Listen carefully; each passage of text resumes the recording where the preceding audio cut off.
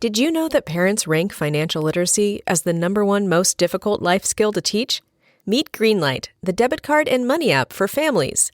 With Greenlight, you can send money to kids quickly, set up chores, automate allowance, and keep an eye on your kids' spending with real-time notifications. Kids learn to earn, save, and spend wisely, and parents can rest easy knowing their kids are learning about money with guardrails in place.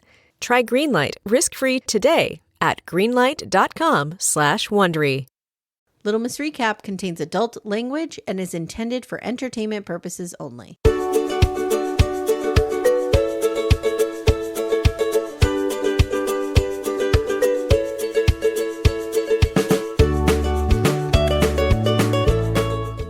Everyone, welcome to Little Miss Recap, where we're a day behind on the hottest news for Love is Blind. Reunion drops today, and we're just getting to the weddings. But that's my fault. Oh, no worries. No worries at all. We've had lots of time to sit with this because it was very, very overwhelming and shocking in certain moments. Guys, I am Amy Archer. I'm here with Tess Brigham, my favorite therapist podcaster from Psych Legal Pop. I encourage you to go over there, listen to their Sister Wives recap, listen to everything they're doing. They're a ton of fun, and you're going to be doing, of course, the new season of Sister Wives. Oh, yes, of course. Yes. New season. And I'll be interested to hear your thoughts on it through that therapeutic lens. Yes. How we handle some of the stuff that happened this year. Yes. I mean, it will be very interesting to see how they handle it and how they address it, because the trailer didn't. So I think no, the trailer didn't. I think your sister Brooke is correct that that was probably the first half of the season trailer. Yeah. I think she's onto that. Yeah. So we'll see. It'll be very interesting to see what happens after that. But yeah, I mean, every time I look around, I see Cody just on fire. You know, people keep posting his cameos all the time, and they seem to get more and more unhinged. Oh, they're unhinged. You don't want to take parenting lessons from Cody Brown? Oh, no. You know what I was thinking? I had a revelation. I'll just say this very quickly because this is not a Sister Wives episode, but very quickly. I had a revelation. Like, I always thought Cody was really great in that. Oh God, that sentence sounds funny in my mouth. In that he encouraged his children to get educations, which is not something we see a lot in polygamy and a lot in the LDS, FLDS anyway. I realized all those kids probably went to school for free. Right? Because they were single mothers. Technically on paper, Janelle and Christine were single mothers. Oh, and so wait, they had of 6 children. So like those older kids probably got a shit ton of grants to go to college. Oh, okay, got it. Yeah, I mean, because I don't think they helped them at all. Cody's pinching pennies trying to send his kids to all these colleges. What am I thinking? No, I never got the sense that he was, they were paying for much. I mean, I think they paid for very, very little. And I think it was all on those kids. And I can understand that you can do, right? Because I've had clients like this where family didn't have a lot of money and they basically sort of became independent so that they could show that they had no income. So they could get the grant. So I wonder if that's maybe what those they kids did that. Yeah, maybe they. What is that called when you? It's not expunged, but not emancipated. But emancipated. There's a point at which you can basically say, like, my parents aren't supporting me. I'm my own person. Yeah. So you know, and I've had clients where everything was paid for because of that, you know? Yeah. And they didn't need to have the most stellar grades. Cause I always think about like, you have to be #1 in your class to get stuff like that. Right. So, well, we're heading down that road and I'm, secretly like, Timmy, maybe we should get divorced. It might work out better for us. Not sure. Unclear. Yes. All right. So we're here today to talk about not divorces, but weddings. Yes. Lots of weddings. Overall, I thought the venue was beautiful. What did you think? Yes. I never really, I guess I'm not very good with this because I'm always focused on like, what's going on? How do people seem, and what's the dress and what's this and what's that, more than I ever look at the venues. I mean, I definitely felt like we saw with these ceremonies kind of how sad they are, like how very few people are there. Like in the Yeah. US, we really pretend, we're AIing a crowd here to make it look like tons of people have come here. Yes. They yes. really are showing us 4 people in 20 empty seats. And Yeah. that's Yeah. hard to watch and very It is awkward. pretty sad. It is pretty sad. And I just realized, like, I feel like they just, I don't know, they just do things like everything looks old and regal, Mhm. which it probably is. That Yeah. house was probably built in the 17th century. Yes, I'm And sure. we just don't get that here, obviously, for obvious reasons. Mhm. But I don't know. I just thought it looked real pretty. And then at one point, you have Tom, and he's like walking by this like pond that looks like it's out of water lilies. Like, I'm like, oh my God, where are you? There's like a little beautiful bridge over the pond. I'm like, what is happening here? Are we literally in a painting? Yeah, It was yeah, wild. it's true. Yeah. But wait, did they have the same there was different locations, right? Was there I more than one, or did they do them all at the same one? I think they're all at the first location, which is weird Oh, okay. because then I'm thinking, so if you had one a day, then some people had to wait like 5 days because you know what I mean? Yeah. Yeah. Or maybe they stacked them back to back. Maybe they did Maybe. 2 in a day, morning and afternoon, and boom, Maybe boom, boom. like a morning and evening. Okay, so we'll just go couple by couple. Ready? Okay. Yes. Here we go. Because I don't have a lot with the bachelor parties and Oh or the God, hen that do is and hen so don'ts or hen that's so boring. I hate those things. And I know we need it, but can I vote for like getting rid of the sections where everyone has to go look at the wedding dresses and then we have to have conversations with the I'm men with and you. the Texas I'm like with you. that show me the dress when I get there. Like show me the whole picture on the wedding day. I don't need the rest of this. The only time we need to see that is when someone doesn't show up for their dress fitting, which happened to Jackie and Marshall. Remember? Yes, that's She true. didn't show up, and then she was like out on a date with Josh. That I can see. But I don't need to see the only reason I need to see, I was calling it a hen do and a hen don't. It's a hen do and a stag do. Yes. The only reason I need to see those is if somebody has a complete meltdown and gets real trashed and does something real bad. Yeah, it needs to move the story along. Thank you. Thank you. But yes. and I don't want to take away these special moments from these women, but it doesn't necessarily need to be on television. We don't need they to can see still it. have it. Yeah. Yes. They can still have it. Exactly. All right. Exactly. So we'll start with Steven and Sabrina.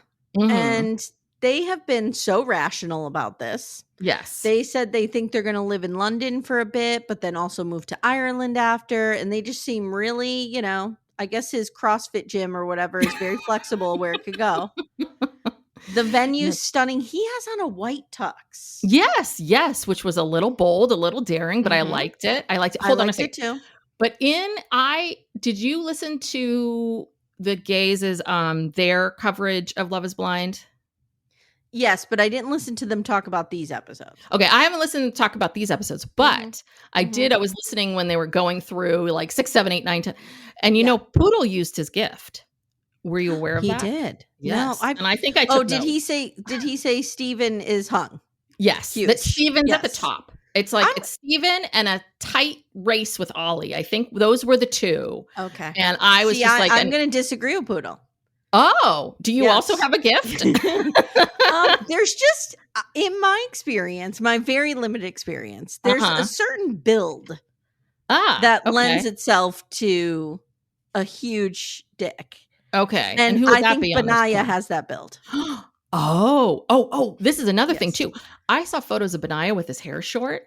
He's hot. Oh my God, he is hot. I know. He I'm is telling really, you, he hot. is my favorite. I love him. Oh my God. And I was, we'll get to that. But I was, he I was writes very poetry. nervous. He writes poetry. Oh God, yeah. No. I mean, yeah. Okay. Yeah. I'll never forget when the news came out that Beto O'Rourke used to drive around and like journal and write poetry while he was on his campaign trail. And everybody's like, that's so weird. That's so stupid. And I'm like, tell me more. Leaning in. Like, what?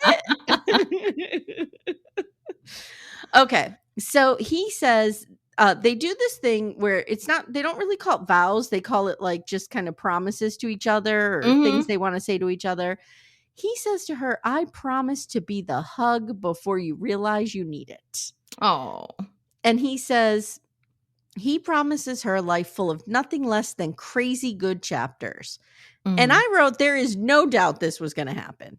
They Yeah. both say Oh, no. yes. She looks absolutely stunning, and they become Mr. and Mrs. Smith.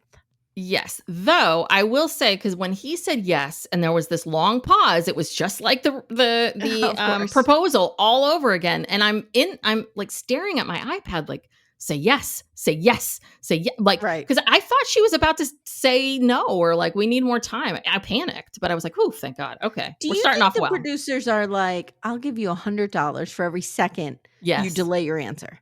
Yes. And she's just like, done, $1,000. Yeah, kind of. I mean, I think that they force them to hold, like hold, wait, Yeah. wait, or they drag it out and maybe it happens much faster. But yeah, they do that to torture me. Do you notice, and I don't know if this is a millennial thing because these guys are millennials, or if it's just like the current state of the world where we have access to so many therapeutic terms, but they do a lot of, I appreciate you. I appreciate Mhm. you. I appreciate it. Yeah. Like there's a lot of that. Yeah. They also said something else were they the ones that say, I choose you? I choose to be Oh, I'm with not you? sure. That would be a Because podcast that actually wrote down things. Mm. well, Yeah.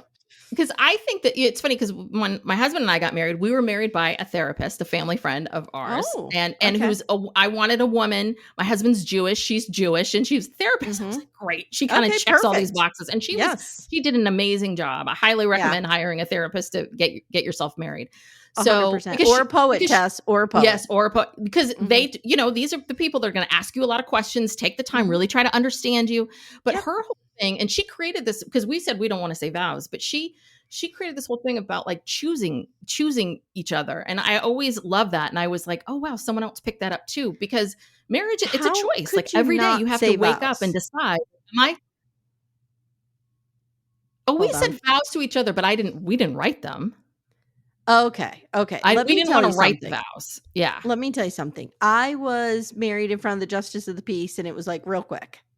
Mhm. I always threaten Timmy. I'm like, we need to renew our vows, and I'm going to write 17 pages. And I'm going to deliver this in front of our friends and family. He's like, yeah, we're not doing that. We're not doing that. That's not happening. I want to write people's vows for them. I want to write my Mhm. own vows. Tess, I would have written your vows 100%. Yeah, for us that was just we were like too nervous. I would be just Too nervous.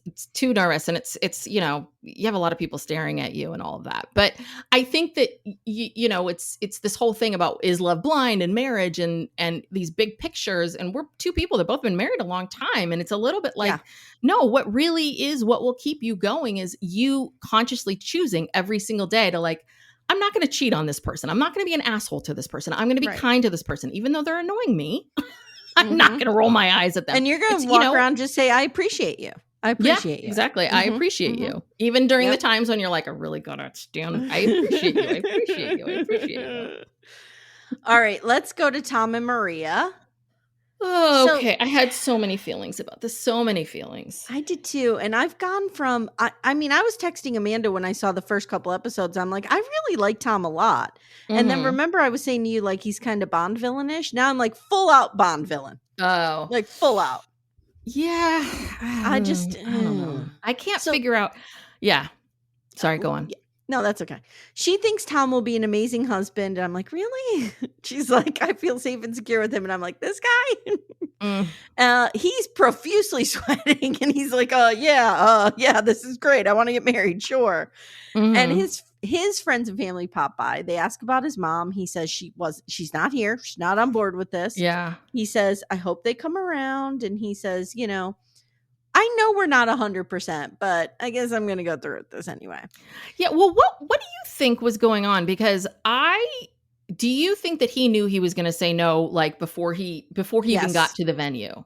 Yes. Yeah. I had a feeling too, that I think that this is what he knew, because I could not believe that he could sit there with her mom after her mom delivers what she says. And then for him to be like, okay, great. Yeah, sure. And then to go and do what he did.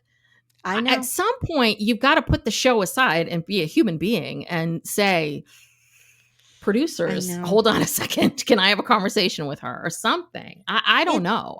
Oh, so my theory on him is, well, let me get through it and then I'll tell you my theory. Okay. So her mom comes by, like you said, she's like, swear to me that you're going to protect my daughter. Put your hand on your heart. He's like, okay. And she says, please call me mom, which was sweet. But like, these people are 40. He's not going to start calling somebody else mom at this point. Unless that's a British thing. Maybe they do it. I don't know. Yeah. Well, I don't know. I think I thought she did the very decent thing, which is, I see you, I accept you. My daughter loves you. She was like very sweet. Yes. I will. That means to me that you are my family, and I will, and I think that that's really important as future in-laws. Absolutely. Yeah, to say I agree 100%. With you. Yep. So Maria's dress is stunning. I think her dress was the best one. It was absolutely stunning. It was like a sleeveless mermaid cut. And for me to remember that means it really made an impression, because I never remember dresses. Yeah, I really liked hers, and I liked Sabrina's too. I remember thinking, like, with Sabrina, and then with her, I'm like, oh, these women are hitting it out of the park. I'm loving each one of these. Yeah. Not really after this. Well, yeah, Demi. They're okay, but Demi, I didn't think picked something that was really right for her, but I think she was already checked out by then. But that's a different story. I agree. Maria's wearing her dad's watch. Everyone's crying. Yeah. Todd, listen to me. Tom gets to the altar. He's sweating buckets again. Mm-hmm. And she does this beautiful staircase descent, and her brother walks her down. They profess their love for one another, her and her brother. Like, I love you. You stepped up for me after dad died. Like, it's lovely. It's a beautiful, beautiful moment. I was crying. I'm sure you were too. Yes, absolutely. yes. So Tom goes first, and he's like, I love you, but I just don't think now's the right time for us. We have value differences, and I need more time to see how that's going to work. He kisses her. Now I have to say something funny. I watched this on 1.25 speed to take the notes, and it just shows him kissing her real quick and like running off. I was like, he did not run away that fast. So I rewound it and I put it in regular speed. Yeah, he did kind of run away. He ran away real fast. Yeah. So no, he did. And here, this is my theory about Tom and why he is still single at 39 and wants to get married. I don't think there's anything wrong with. As he's walking pensively by the pond. Go ahead, tell us. So he's 39 years old. I think he says to people, and he believes that he wants to get married. The problem is that he is way too in his head all the time, and he's too goddamn nitpicky. And I'm not saying that you need to quote unquote settle for someone. No one should settle. You know who your partner is makes trust me, a big deal in your life, and who you have children with. Mm-hmm. But at the same time, like Tom, you're never going to meet anyone who's going to check every box. You're always going to see other women and think, oh, she's kind of cute, right? Like there's certain things that you just have to accept that people feel like they have to be like, I can't, if I'm looking at other women, that means I'm not in it. Or if I'm, having thoughts about other people, or if, I'm so worried about this money thing. And it's like, okay, but she's a rational person. Yeah. And do you believe that you're going to love her and be with her? And okay, maybe she's just not as ambitious as you. Is that really going to be the thing that stops you? And all of this, I mean, she's a good mother. You be ambitious. You can't have two ambitious people in a family anyway. One person has to be home taking care of people. One person has to be chill. One person has to be chill. Yes. Well, especially kids. I got a little bit of this. This is exactly what happened. Oh, wait, hold on. This is exactly what happened. Yeah. Tom's walking by the pond. Well, my time here with Maria was great, but I just feel like she's going to make her future daughter demand that men pay for everything. And when she's 16 and on her first date, I just don't know how I'm going to overcome that hurdle. I just don't know how my imaginary 16-year-old daughter having this concept about men is going to be okay with me. And, I did notice that she doesn't close the cereal box properly. She doesn't roll the bag inside before she puts it in the pantry. Yeah. Don't get me started on the toothpaste. She doesn't use a whitening toothpaste. I mean, these differences are irreconcilable. Yeah. That's what was going on in his mind. Yeah. That's what happened. Did your screen show that? Because that's what mine showed. Yeah. Basically. I mean, but I agree with you. Yeah. It's this nitpicky shit. And from the beginning, he just got the ick. He got the ick in some way. Something about her he didn't like. I don't know if it was that she's a makeup artist, which is a very admirable career. I couldn't do it. or, that he saw Tosh and he was like, she is better in my opinion. I don't know what it is, but very early on, I think he was like, not for me. Yeah. But I think that but at the same time, I don't think he was very honest with her about these things. No, I don't think so either. I think he was very much like going along, having his own sort of panic underneath it, as opposed to telling her much earlier, before she got the dress and put on the dress, hey, I don't think this is going to work. Because I think that they probably had a lot of hot sex, and I don't think he wanted to give that up. I mean, I think Tom's about Tom. And so Tom does things that work for him. Don't you think, though, in her heart of hearts, she seemed relieved? Yeah, I think she probably knows that, like, okay, this is what is best. But it was, I can imagine for her, it was still a lot. And to just have someone be like, oh, I love you, but no. Yeah. Bye. Kiss on the forehead. Mwah! Yeah. Runs off and goes down to the pond. Yeah. So Ollie and Demi. There's something about Ollie that I just can't get over. I don't know what it is. So do you think? It reminds me of, was it Jared and Ayanna? Yes. And Jared was the nightclub bouncer. Kind of. He liked to go out a lot with his friends, and Ayanna liked to be in. It's a little bit like Freddie and Kat. I'm getting like a player vibe. Like Freddie gets about Kat, like that she's a little bit of a player, a little bit of she likes to go out a lot. She likes to be into club. And I'm feeling like Demi's not into that stuff. She wants to be home solving murders from her couch. Maybe. I mean, I could see that. I think there's also this other element that maybe Demi's too classy to ever say, which is, I think Ollie's a lot. I get the sense that Ollie is a lot. Yeah. I think that, ADD, ADHD, it's tough. A lot of people have it. And yes, it's something you have to manage. Well, that's my question. Is he managing it? Yeah. And I think that's the thing. I think that he comes across to all of us as super fun and charming and all that kind of stuff. But I wonder if he is sort of that kind of classic ADD kind of like, did you just walk by the spill on the floor 5 times? Where some people just, they can't see it. They won't, it's just not in their brains to see that. And so I wonder for her if once they kind of got into it, she was like, oh God, this guy is a lot. And I don't feel so much love for him. Like, I'm not so deeply in love that I'm willing to like put up with this stuff. Right. I think that's kind of what happened. She realized that he was fun and nice, but a lot. And she didn't want to do that. And one of the things too, like I was married to somebody with panic disorder.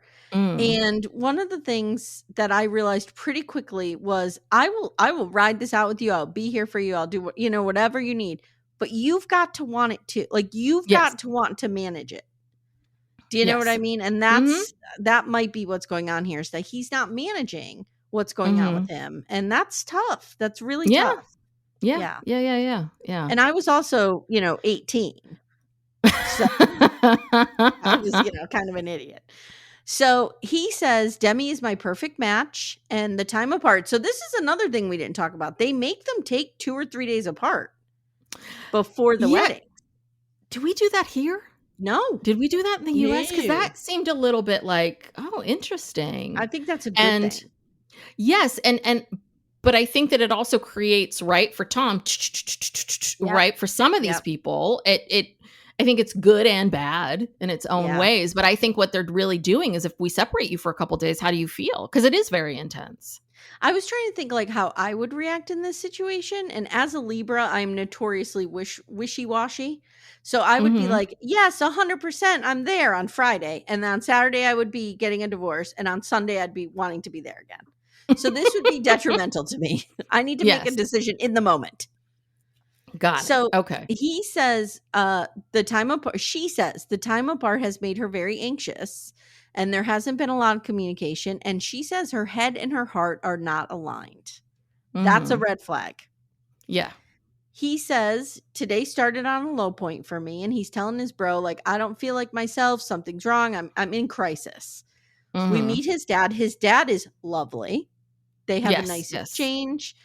Demi says, I didn't love myself at the beginning of this, but I really love myself now.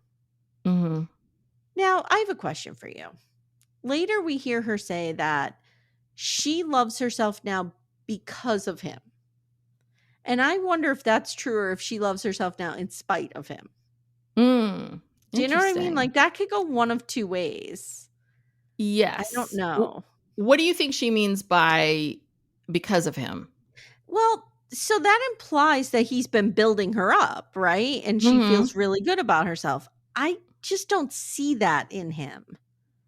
Mhm. I see her feeling like she loves herself because she's had to demand what she wants, or she's had to Mhm. kind of, you know how you get in that defensive stance, like if you feel like somebody's not into you, you're like, well, fuck you then. Like I'm good Yeah. enough and I don't need, like maybe there's some Yeah. of that. I don't know. I Yeah, don't I know. think I it could could be be reading that him totally too. wrong. Well, I think she went into right, I think she went into the experiment and she was there, and I think she felt very overwhelmed or intimidated by the other women, sort of seeing them, seeing how they kind of like quote unquote fit the stereotype, and I Mhm. think that made her feel really insecure. And I think that Ollie, and the fact that Ollie had these other interests and she was very focused on him, and they get engaged, and then I think there was she felt all these insecurities, and I wonder for him, maybe it is in spite of him. I wonder for her if she just kind of was able to see herself through this whole process and realize, like, what have I been panicked about? Like, why am I doing Yeah. this to myself? Like, why Yeah. I did myself in during the pods because I didn't feel like I was good enough. Our time in Greece, I got overwhelmed because of these things, and here we are back in London, and quite frankly, I think I'm killing it more than this guy. And why am I going to settle for this? Like, why do I have to adhere to that? Because I do think that there's a lot of bros out there. And I think Ollie's a little bit of like a bro. And I think there That's is the that vibe I'm women getting off him, is the bro vibe. You're right. That's it. That's what it and is. that bro vibe, they definitely make you feel like you want my attention. You need my attention because I'm look at me, I'm the handsome, cool guy. Mhm. And Mhm. I think she kind of realized, like, oh God, no. Like, yeah, you Yeah. may come across like that, but you're still not picking up the shit on the floor, Right. and you're Right. annoying, whatever Yeah. that is. So And he is very handsome, so I could see him yeah. definitely being a bro. Oh yeah, yeah. I mean, and he's charming. He's He's quick-witted, charming. charming, can Mhm. talk, like all of those Mhm. things. Yeah. Yep. The best is they do their vows to one another. They're lovely, whatever. Their vows, Mhm. their promises, whatever you wanna call it. She says no, and he goes, "Why?" I thought that was the most genuine reaction. I was Yeah. like, "Yes, yes, now we see somebody like, what?" Yeah. Well, and again, I think that's back to I think that's Ollie thinking, I'm the prize. I'm the prize. So Mhm. she should be so grateful to have me, even though I think he loves her and respects her and thinks she's beautiful. I'm not saying that he doesn't see her that way, but I still think that he's slightly like, but I'm the prize. Yeah. So you're saying no to Yeah. me? You're right. It's And kinda like, do you remember Giannina? Was that her name in the first yes, first yes, or yes, second yes. season where she was like, She "What?" was the And first season. she ran out of the Yes. church and ran down a hill and had a Yes. meltdown. I was In her like, that white was a dress, poor genuine thing. reaction. Yes. Yeah, it was a real fuck you. Yes. So she says, I have learned to love myself in a new way, and now I know my worth. And that's partially because of you. And I Mhm. know what I want from a husband, and we're not there yet. And they Mhm. hug, and she says, I'm not walking away from this forever. And she stops. He Mhm. says, I can't fault her for this. Like, I can't look down on her for this. We've only known one another for a couple of weeks. And he's like, this isn't great, but it's not a Mhm. race and we'll get there at our own pace. And he is somebody, and I don't know if this is like a trait of Mhm. ADHD, but he is somebody who very much, and my husband's this way too, he has to come to things on his own time. Mhm. He has to move at his own pace. You know what I mean? And Yeah. I think this was good for him in a way, because he was like, "Okay, we're going to do this our way." Yeah. And Yeah. so, that's where we leave them. I have a question for you, like a therapeutic question for you, but I'm saving Yeah. it for the end because it's like an Okay. overarching question. Okay. Okay. So let's go to Bobby and Jasmine, one of my favorite couples. Yes, yes. Do you Yes. love This her? was a Do you love simple her? one. I do. Mhm. I didn't love the dress. I didn't love I her didn't love the dress. dress either. But when Yeah. I see her, I am like, he is punching above his weight, and he is going to Mhm. worship the very Yeah. ground she And walks on. And and she this is needs somebody who exactly what does she that. needed. This is what she needed. Yes, yes. If you're someone who is super, super jealous and super, you need someone like Bobby. And I don't know, has anyone ever said this to you because someone once said this to me, it's like, marry a man who is more in love with you than you are with him. You ever heard anyone say that to I've you? yet to find that person. But I would easily round up people who are in love with me. I don't know what's going on here. But I think it's more of this idea of, depending on who you are and how you relate to people, sometimes you need somebody who's going to love you a little bit more than you love them, so that not so much that you have this thing to lord over them, but that they make you feel so secure. They just make you feel secure. Yeah, I think so. I always equate it to the Seinfeld upper hand episode, like who has the upper hand in the relationship. Yeah. And I think like throughout my marriage, which is, 18 years now, I think there've been times where Timmy had the upper hand and times where I have. And I think it fluctuates, you know what I mean? But we never both have the upper hand at the same time. You can't. Somebody has to have it. And I think for the first couple of years of our marriage, I think he did, definitely. Like it took me a long time to settle into, okay, he's here, he means this, he's staying, he's with me. Do you know what I mean? Because Timmy was such a like vagabond, he was, he traveled, he didn't like to be in one spot, kind of like Benaya. Very much like Benaya. So like that is intimidating and scary when you're like, okay, we're gonna have 2 kids in 6 months. Yes. Like, I was also going to say, you're probably full of hormones and a lot of other things going on. Sleep deprivation. I can imagine not 100%. Being in your right mind 100% at that time. Hey everyone, stay tuned. Little Miss Recap will be right back after these words. Amanda. Amy. For our sponsor, Lumi Gummies today, I have an idea. I think we should do a rapid fire bonus round. Which 90-day celebrity stars need a Lumi Gummy or have taken a Lumi Gummy maybe? Okay. Madeline. Oh, I have her on my list too. Manon. Manon could really use indica. To calm her the fuck down. Calm down a little bit. I think Jenny could use a sativa to maybe up the energy a little bit. Because there's none there.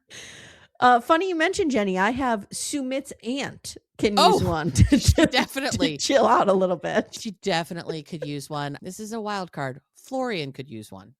I don't know what variety. Yeah, but maybe I feel he like needs a hybrid. I feel like Florian on a gummy would be good. Yeah. I also have Dylan's mom from Dylan and Patia. Yeah. And I have Luke's dad of Luke and Madeline. Yeah. Yes. Yeah. And we can use Lumi Gummies as well. Yes. All the time. Consistent, mellow, and super delicious, Lumi Gummies are specifically designed to make you feel good, not stoned.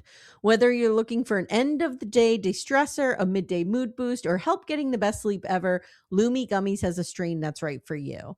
So, Amanda, our flavor that we like a lot in this home is the sour strawberry cookie hybrid. Ooh, is it particularly sour? It's not super sour because I don't like sour things. Yeah, I don't either. But I just find that it's the perfect blend of up and down. It's right in the middle. Nice. But you feel good. I really like it. I'm a hybrid girly myself, and I'm going to go with the watermelon sorbet because I do enjoy watermelon, and it's just a nice, cool, chill evening of watching TV.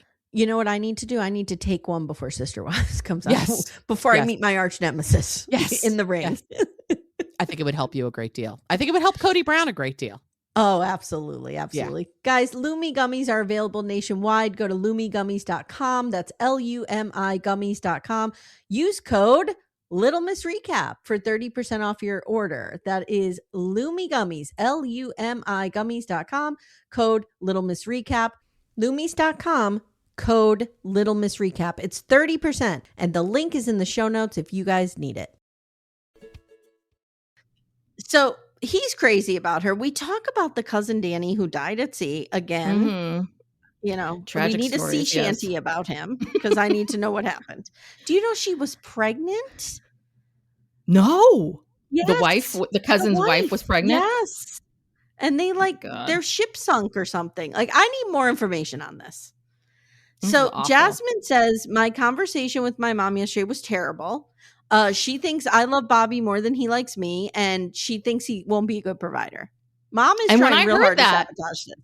yeah, and when I heard that, I'm like, Mom doesn't seem to know what's going on. Are you not seeing what we're seeing, Mom? Because Right. Bobby's tripping over himself for her. He cannot see, he cannot amaze. She He's has the body of a dancer. Like his yes, music video. exactly. He's been looking for this body of a dancer for I don't know how long. He's thrilled. Like, what do you mean? I thought that was such a weird thing to think about. It was So a it's weird just like, take. it's a very weird take. So then, yes, it makes you automatically go to, so how do you see things? Oh, you see things through your own fears. 100%. And your fear is This your daughter's such going to have the projection. same thing that's going to happen to you. And you feel like, okay, I have to protect her. It's like, ugh. It's kind of an This old is story, but pure projection. Yep. yeah. 100%. So Yes. Bobby thanks his mother for supporting him, even though it sounds like he put her through hell as a child or a teenager. And Mom says, go get some Prosecco and go smash it. I'm like, Yes. okay. So Jasmine looks stunning. Mom shows up. She's dressed in taupe and gold and real showy for a mother of the bride. Mhm. They all look good, Yes. though. The vows are amazing. Yeah. They both say yes, not a dry eye in the house. Mom Yes, says, I guess she's finally found the love of her life. And, you know, I Mhm. hope they're happy until the end of their life or until I slip enough antifreeze into his biscuits to accelerate the end. Whatever No, happens first. I actually think what's going to happen is I think that the mom is really going to like Bobby. And I think I think she's going to start siding with Bobby. Like every time they get into like Jasmine and Bobby get in a fight, I think Mom's going to be on Bobby's side. I think she's going to start getting with him and like really to just, you know, and I think that will be, and maybe that's what needs to happen. Maybe Bobby needs to be the person in between the two of them to make it easier. Because they do need know? like a wedge or some kind of space. Oh, they need something. Oh They need God, something. yeah. Well, the best is then they interview Jasmine later and she goes, I'll be happy, at least for the next 10 years. But then, you know, menopause comes in and it's not pretty. It gets tricky, she goes. I loved her. Oh, I feel you, Jasmine. Really loved her. Yep. Yeah. So now we'll go to Benaya and Nicole. We relived their journey. And I wrote, maybe we shouldn't have. Maybe we shouldn't have relived this journey. Maybe we should have just picked up from the coffee shop. We don't need to see Dickbag Sam. Yeah. With this Scooby-Doo ascot or whatever the fuck he's wearing. So with her family, she's talking about, you know, has there been enough time for us to get to know each other? And she says, he keeps bringing up how the divorce rate is higher in situations like this. Hey, Benaya, maybe don't talk about that. And I got an idea. Yeah. And she's like, I can't go through a divorce again because remember, she was divorced. And Benaya says, I'm going to just follow my heart. He says, I always have. It's always been my compass and no need to change that now. His hair's in a full man bun and I almost needed to excuse myself to an interview. This was real nice. And were you panicked? I was so nervous that Nicole was going to say no. I was like, I don't think Benaya can handle this. Well, I just Nicole don't think. does not make good decisions. Yes, we know and that was why I was picker, right? I was very panicked that she was going to start to doubt some of these things and go back around and, you know, pull a Tom and like get in her head about stuff. And it was like, no, Nicole, please. Like this person really loves you. He wants you. Yeah, he keeps picking you. I think her friends and family were like, dude, you've got the catch of a century here. What are you doing? Yeah. Like, probably. All right. So they say yes. Everybody's happy. I'm thrilled. They ride off into the sunset. Everything's amazing. God. Okay. Now, Freddie and Catherine. This one was. Okay. Again, do you think that Freddie knew what his answer was before he got there? Yes.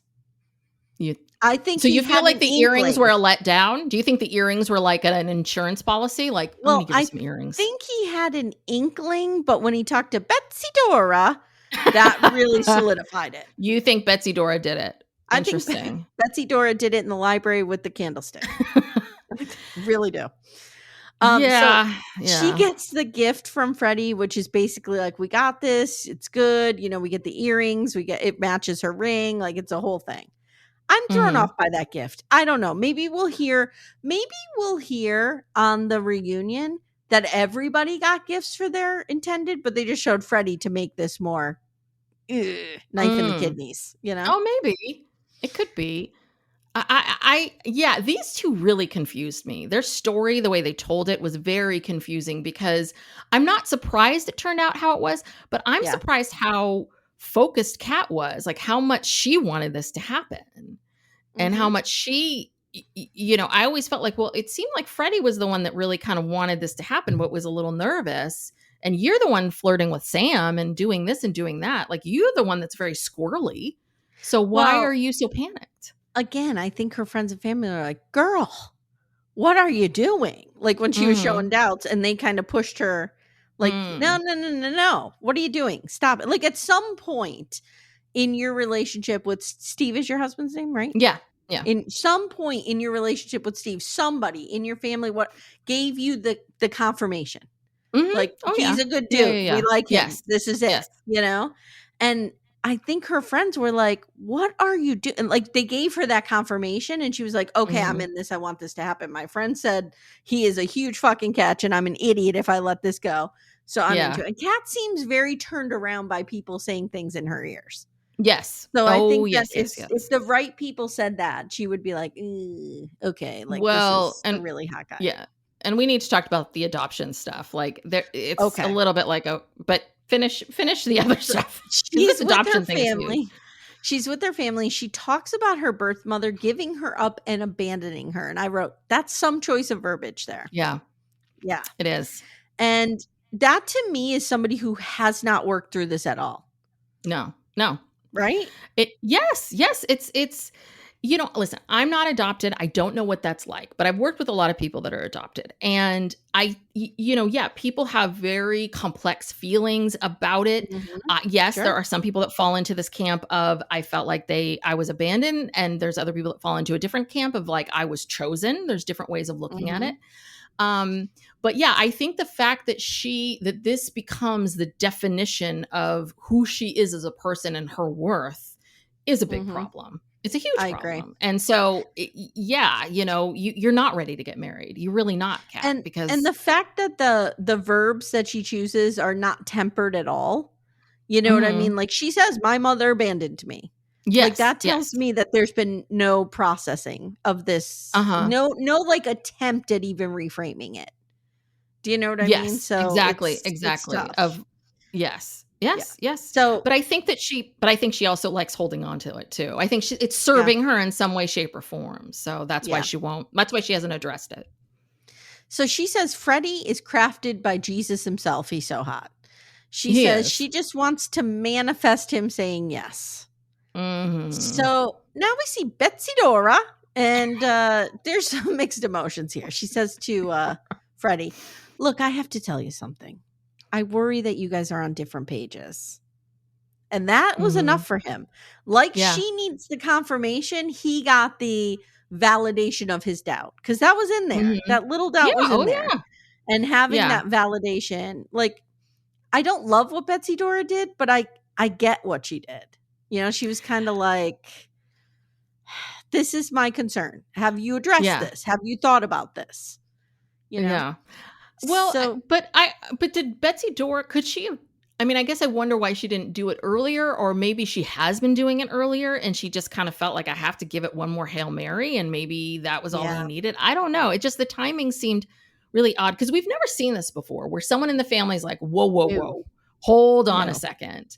This was the first time we saw it. And again, I agree with you. She's absolutely spot on. And it was the right, I don't know. And again, that's another thing. And I've gone through this with clients too, where it's like, do you meddle in other people's relationships? Like, how much do you get involved? Is it that you're right? Is it not? And I think it's very, very tricky because I think there are times that people should kind of step in and say something, especially like this, when you're doing this in like 30 days or whatever. Like, I think if this was a regular situation and they had been engaged for 2 years and then yes, you don't do this at the wedding. Yes. But like, if Betsy Dora says to him, like, look, here's my concerns. Maybe you shouldn't say yes now, but maybe continue to date her and, see where it goes.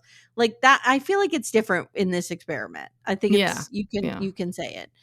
So he says, Kat is kind of bougie. And remember, Ollie picked up on the bouginess, right? It was Ollie who said, oh, you went to that club and I don't like that. Yeah. Yeah. And she likes to go out. She wants the finer things. And he's like, I'm not like that at all. Like, I just like to sit home on Saturdays with dead bodies and pet my cats. Like, I'm, Mm-hmm. Freddie is Yeah, every no. woman's dream. Well, and I think he's at the gym twice a day. I mean, that would be a lot, especially once you have kids. That's right. But Yeah, forgot about that. I think Freddie is very controlled. I really do. I think Freddie is and I think that he manages it well, and I think he's a kind person, but I think he's very controlled. He works with dead people. I mean, let me just tell you something. Working with human people, alive people is much harder, trust me. They have opinions. You could see that he faces the world through an empathetic lens. Like he leads with empathy. And he says he says he is worried that Kat will try to change herself into someone she's not for him. Mm-hmm. Yeah. And but it's the job. No, do you know what I mean? Having this job, when you have a job that forces you, like every single person you encounter, you have to be empathetic. You have to be kind. You have to 100%. Find something. It does. And it really does influence like how you see things and how you see people. And I think that he was saying no for her more than anything. I think he really was like, I don't think this is right for either of us. And I don't think you're ever going to say no. So here you go. And fine, you can hate me if you want. But I mean, I think he's very emotionally mature because of the job and because of, I'm sure with his brother, I'm sure that's put a lot of pressure on the family in different ways. And he's been very responsible and all this kind of stuff. And so, yeah. Well, he says at one point, so they're with Jack and it's so cute. And he says at one point, like, I learned very early on how cruel the world can be. And I think that comes from having Jack and seeing how some people might treat Jack. And, he knows the situation going on there. Like he knows that Jack is a lovely human and, is amazing. And he probably feels very protective of him and people are assholes. So, somebody has probably said something to Jack and, it's sad. Yeah. So she says, I do. And her family kind of goes, oh, thank God. Like we're getting rid of her. And he says, I love you, Kat, but the time is not right for us. And he says, I'm not saying I don't love you, but we still have mountains to climb. He tries to hug her and she whispers, don't hug me. And then Freddie runs off and he's sobbing. Dad tries to comfort Kat and she's like, leave me alone. And she just shoos Dad away. And he's like, oh, okay. And then she cries and says, I feel unwanted. And this is the worst thing that could have happened to me. She's crying. She says she's so embarrassed, but I wrote, is she crying? Because she's not really crying. It feels like a Robin Brown cry to me. Oh, I was going to say, is it a Robin Brown tearless cry? Like I would be sobbing hysterical, makeup running down my face, right? Like sobbing. None of that. No, I think that she's sad about being humiliated. I think she's sad that that he got to say no when she says yes. And how does that make her look? And that's what she's really pissed off about. I think she's far more upset about that than she is about actually losing this person. Because it felt like by the time she got to the venue that day, she was all in with him. Like it was almost like this contest, this game. Like maybe she and Sam would be good for each other. Like this game and this contest of like, okay, I got to get him. This needs to happen now so I can advance to whatever the next thing is. And I think, again, that's telling you why she probably should not be getting married at this time, is that she's just not ready for it. I heard an interview with her on the official podcast, and she is dating a guy from the pods now. Yeah, I heard about that. Jake. Yeah. But she also had nothing but lovely things to say about Freddie. She was like, I love Freddie. He's such a great person. Like, I couldn't have gone through this without him. Like, that shows you, like, what we're seeing from him on screen is genuine. Yes. Oh, yeah. Yeah. I always believed that he was genuine. And I think that she obviously needed some space, but I wonder if she's able to say these things now because she's in a new relationship. Right. Well, I wonder if she's still single, if she would be this open. That's all. I agree. Now we see him and he pulls a baller move and goes to see her parents. And he talks to them. And even Dad was like, wow, that took guts. Like, that was really impressive. Yeah. And then we go back to her. And who was it? I was trying to think. It was the season with they just had a baby. Alexis. Oh, Bliss. Bliss. Right. It was Listen, that season, but who was it that the family was attacking?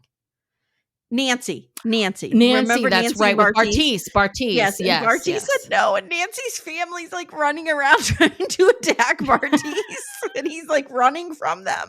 Like, if only he turned around and had a conversation with them, maybe this would have went differently. I don't know. Oh, well, Bartiz is no Freddie. I'm sorry. No. Oh. So Freddie comes in to her room now, and he asks if she understands his reasoning, and she says, I just feel blank. I was ready to marry you. And she says, it's going to take me a while to bounce back from this. And he says, and this is the funeral director in him. He's like, I'm here. Your family's here. You have a big support network. We've got you. We'll get you through this. And then you see her wall goes right up. And she's like, I'm fine. I've been through worse shit than this. Because I've been adopted. Yes. I mean, and then we're back to that again. I'm sorry, but there's a little bit of like, okay, yes, that I'm what sure are we going to do about it? What are we What are we going to do about it? Yeah. You know, you're not 12, you're 29, you know? Anyway. Did you pick up that at the end they were all dancing to Bobby J's Body Oh of a my Dancer? God, yes. Yes. Body of I was a like, dancer. I'm like, why does this song feel very familiar? And then all of a sudden, and they're all like all the words. Everybody knows all the words. Yes. And I will tell you, after hearing it a few times, it's not bad. It's like, no, I know. It was stuck in my head for a while. I'm like, Body of a Dancer. I'm like, am I going to put this on my playlist? I might. It's going to go from Avett Brothers to Bobby J, and then back to the Lumineers. That's going to be the projection of my. Yes. Can I just tell you that fact that production company played his song at the end of that's a huge coup, because it was playing over the credits. And because my time in Hollywood a quadrillion years ago, we had some musicians and we had relationships with production companies, and like trying to get one of their songs on ending credits of any of these shows was impossible. And it was like, this guy's, and these people were known, like, this is a no, but like, and you put his song. I mean, that's a good, kind thing they did. It really must be a good dude. Maybe the producers really liked him. They're like, we like Bobby. Let's just play the song. We can get it for free. We don't have to pay anybody. We've run out of money. Poor Bobby has suffered enough with his meddling mother-in-law and his hot wife.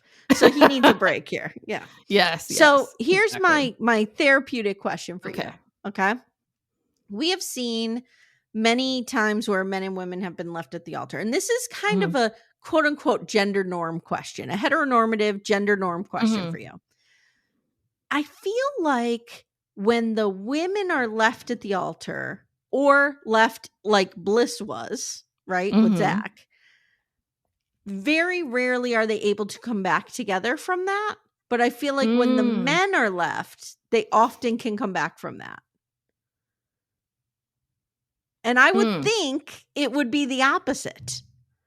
But we have not seen the opposite, because we've seen people break up and they come back together. But usually if the girl is left, like, it's a no-go, not happening. Mm-hmm. And that's why I'm wondering, like, you know, Benaya was just like, okay, like, I'll take you back, Nicole. It's fine. Everything's good. And Ollie's even like, I can't blame her for saying no, not a bit. And Catherine's like, I will never recover from this. Yeah. Do you know what I mean? Like, I feel like there's a difference there. Yeah, no, it's an interesting point. I mean, I almost have to like think about everybody that we've been through with the US, but there might be something to that. Really made Zach work for it. And maybe it is this thing where women are like, fuck you. I'm not going to take you back easily. Like, you're going to have to work for it. Yeah. And the guys are just like, I don't care. Whatever. It's fine. Well, you know, it's so interesting, because I'm going to talk about this on our Patreon in a couple of days, but like, you know, this whole Ben and Jen 2.0, the breakup and all of this. And I was reading this article. My boyfriend, Ben Affleck. Yes. Mm-hmm. So I was reading this article about, can we stop dehumanizing J-Lo? Like, why is she the villain of all of this? If we really, because more and more is coming out about exactly what happened in the relationship and what's going on. And I think that what happens a lot of times in these relationships is, you know, women tend to be much more effusive and much more open, and society allows us to be open. But at the same time, when we, you know, it's like anything, being a successful woman, they automatically want to know, well, are you married? Do you have kids? Like, a man can be successful and be single and he's, oh my God. But a woman, oh, she doesn't have a family, she doesn't have kids, she doesn't have a husband. Oh, and we automatically think that like there's something wrong with her. And that's unfortunately a part of our society. So I wonder if these women consciously or subconsciously are kind of like, I've been left in this very public way. This is going to make me look like this. So I either have to make the person fight for me, or I've got to be so pissed off, right? Because there's so much of that women like, don't let that man treat you like that. And, you know, but it's, we do this to ourselves. Like women do it to ourselves. Society does it to us, where it's this constant, like, can't win, you know, if we want it to, it's the Barbie speech, right? If we want it too much, then we're too this. If we don't want it at all, we're a bitch. If we want this, it's like, we can never win. Even the standards on, not to get political, but the standards on Kamala Harris are unbelievable. Oh God! Like yes. If she's tough on crime, she's too tough. If she's this, she's too, like, it's crazy. Something that's kind of interesting though. I had a thought when you were saying that. Oh, I don't understand why people think Jennifer Lopez is the problem. Ben Affleck is like a degenerate. Like he is. Jennifer Garner wasn't sweet enough for him. Yeah. Like he even had to leave. Like, because the narrative, I think, around this is J-Lo so high maintenance and she's so this and she's so that. And how is Ben going to put up with that? And of course he left. He left Jennifer Garner, who's like America's sweetheart. Jennifer Garner wasn't too high maintenance. Yeah. Well, and also he cheated with the babysitter that's in the house. Yeah. He's that lazy. He couldn't even leave the house to cheat.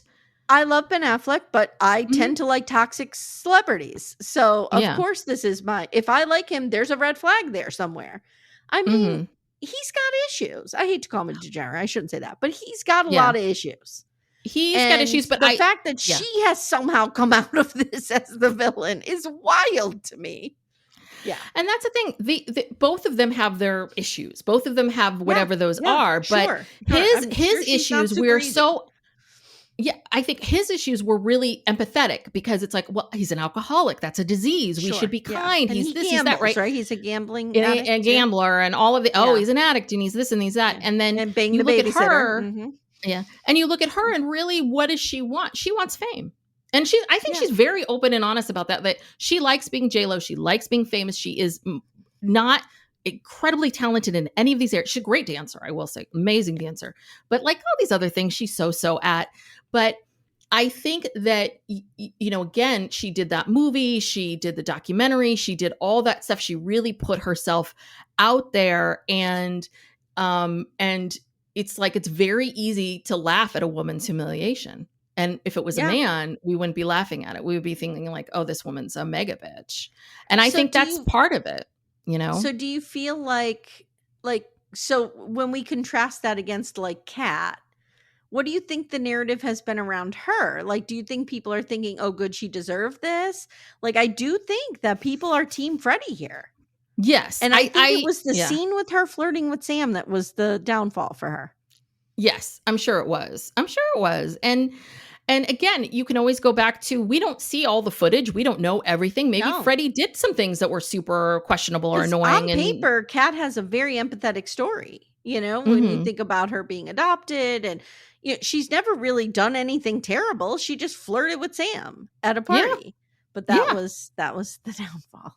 Yes. Yes. But contrast the way that we look at Kat to Nicole. Okay, so we love Nicole. Nicole said yes to Sam.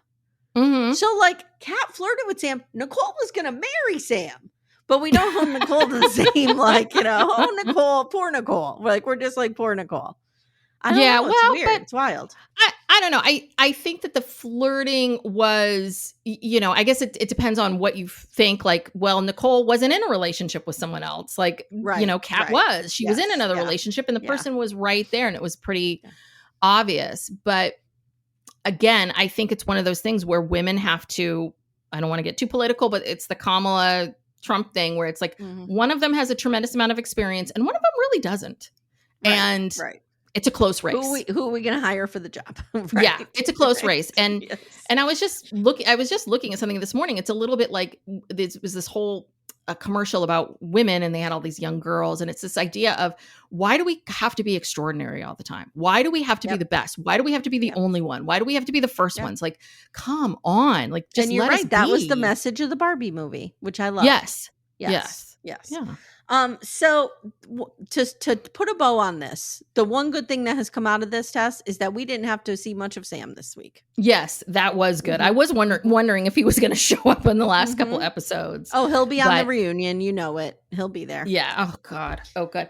And the other thing I thought was interesting too was like, okay, 6 weddings, 3 yes, 3 no. I'm like, well, that's pretty much what the divorce rate is, 50%. Yeah. I'm like, okay, here we go. Will you pop back on with me later this week or next week to talk about the reunion? Yeah. When is the reunion? Is it this Wednesday? Today. Oh, today. Oh, okay. 4 o'clock just today. One part? Okay. Yes, I will. Absolutely. I didn't know there was one. Yes. I want to know what happened to everybody because I was so fearful right before because the stuff comes out in the morning and then by like noon on Wednesday, you're like, oh, I can't go if you live on the Pacific coast, you can't even go on social media in the morning, probably. No. Everything Us East Coasters ruin everything for you guys. Yeah. Yes, but the good thing is everything starts early here. Yes. There you go. All right. Thank you so much, my friend. Again, guys, please go listen to Tess's podcast, Psych Legal Pop. They're doing Sister Wives. They're doing documentaries. Sounds like you got some Belo. What was their couple name? Oh, Benifer 2.0. Yeah. I like we're talking Belo. Yeah, we're we're going to talk about that on our Patreon. But yeah, this week we are actually, our uncle, who's an expert, a substance abuse expert, is coming back to talk about Matthew Perry and what happened with ketamine. And we have a really long discussion about because, Bill has a social work degree and we're talking about ketamine has helped tremendous amount of people. It is it has helped people in sort of what's happening now and celebrity deaths and, drugs and all this kind of stuff. And then next week we're going to be covering the Scott Peterson, both Lacey Peterson and Scott Peterson. And I just talked about that. Ooh. Oh, really? Which one are you covering? Both or one? The new one.